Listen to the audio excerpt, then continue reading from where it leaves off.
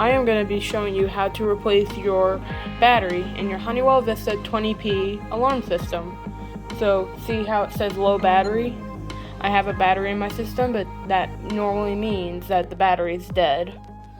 So first you want to go to your cabinet, open it up, then go to your battery, and then unplug both of these terminals.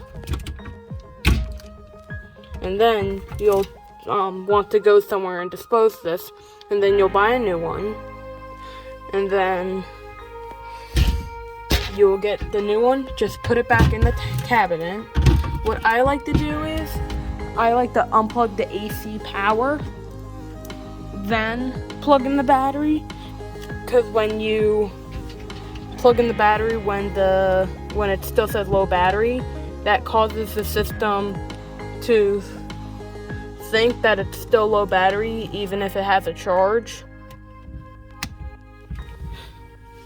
which causes overcharging, which I had experienced before. So then after you plug it in, just plug in power to your system will turn back on, and when this screen comes up you can just put in your master code and then off, and then you see if you perform a walk test,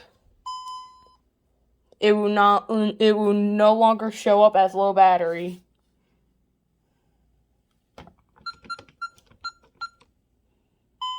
So that's how you replace the battery in your Honeywell Vista 20P alarm system.